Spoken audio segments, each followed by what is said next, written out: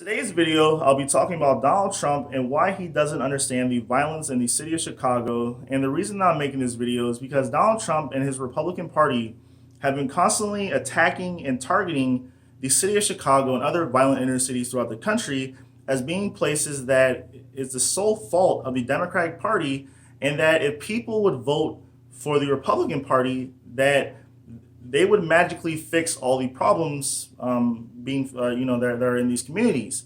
And that can't be further from the truth, because based on what Donald Trump and his Republicans want to do in these communities, such as increase the war on drugs, more harsher tough on crime laws, he wants to cut social safety net programs, he wants to do all these things that will just make the problem much worse. And yes, the Democratic Party on some level has not done enough to solve these problems, but the blame can also be thrown at the Republicans as well. But that's not. I'm not trying to make this a blame game. I'm just trying to analyze the policies and tell you guys why his policies would just make things worse. And the first thing I want to talk about is the war on drugs. Now, the war on drugs has affected the Black community probably more so than any other ethnic community in the country. You have communities which have been ravaged by drugs, and the poverty in these communities is what's causing people to turn to a life of crime. And whether you like to admit that or not, it's true. Because when you grow up in a community where you can't even walk down the street because people are shooting at each other, people are selling drugs, people are robbing, all these different things, and the war on drugs, the way that plays into it, or the draconian drug laws, is that when you arrest these people for doing this criminal activity, you throw them in jail. You cut all the programs that will have them better themselves in prison, so when they get out, they can actually have some skills when they get out. You cut all that, and then when they get out of prison, they have a criminal record. And if you're a felon or you have a criminal record and you try to apply for a job, it's very, very difficult. An employer can see what you have been convicted of in the past, and then they choose not to hire you, and then these people turn back to a life of crime, and it just perpetuates itself. And it's like it's sad. But when Donald Trump says, like, yeah, if we just get tough on crime, if we just crack down more, if we just raid as many drug houses as possible, it's somehow going to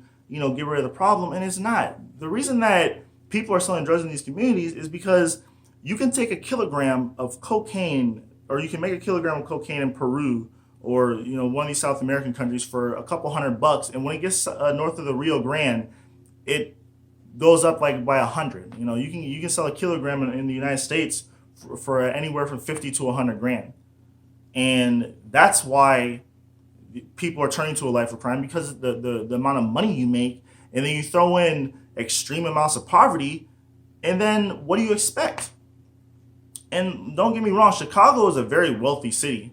Chicago has a GDP of over $500 billion a year, which is more than multiple southern Republican states put together.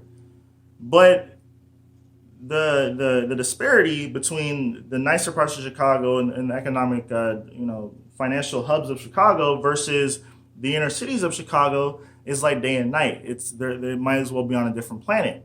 And the way that you solve these problems is that you increase funding to after-school programs. You increase fundings for like job training or skills training programs. Like you invest billions of dollars into community colleges where people can learn trades such as carpentry, plumbing, all these different things that are in high demand.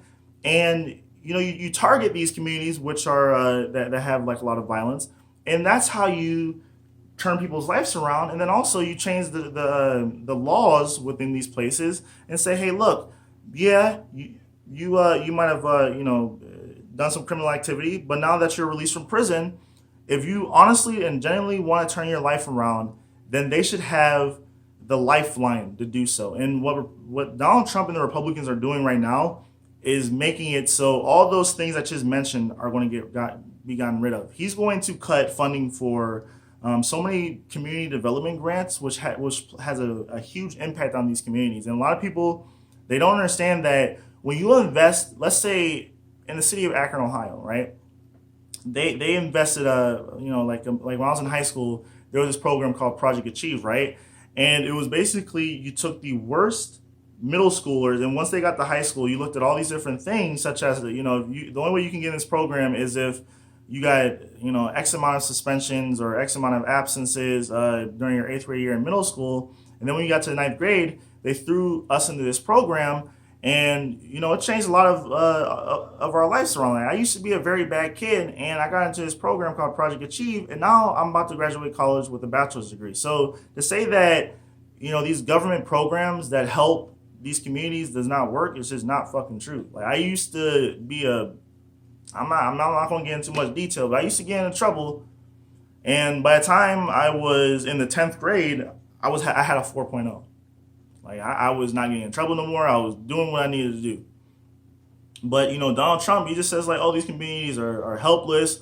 We need to send in the military, and that's not going to do anything. Like, you can arrest as many people as you want, but the next day the people are still going to be there to start selling drugs again. And then also too, Chicago has already done the tough on crime and locked up tons of people, because if you look at their like the gangs that were in Chicago or that are still in Chicago, you look at their history from, let's say, the 70s until now.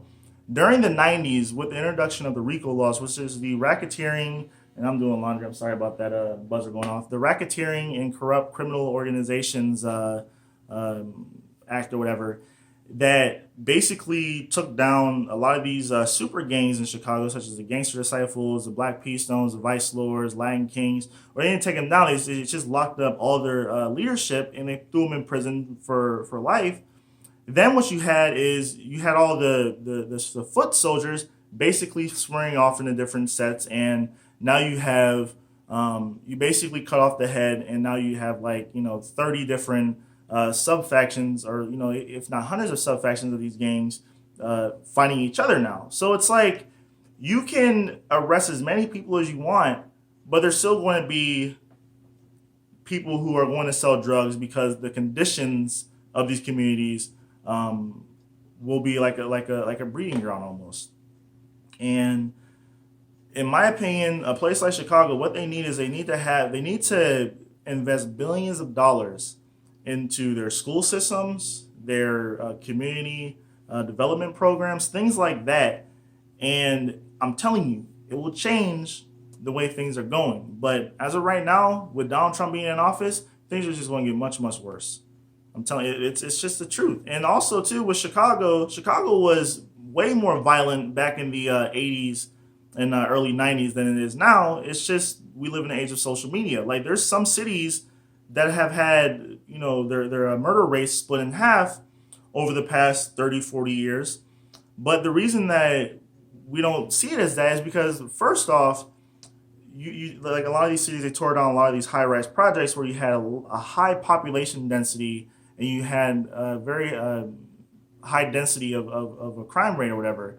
And then you tear down these high-rise projects where you spurred a lot of the criminal elements throughout the city. And then second off, we live in an age of social media where every little criminal act is tweeted thousands of times, and it's like, people have this perception that we live in an age where things have gotten much more violent. Like, New York City used to be a hellhole back in the the 70s, 80s, and 90s.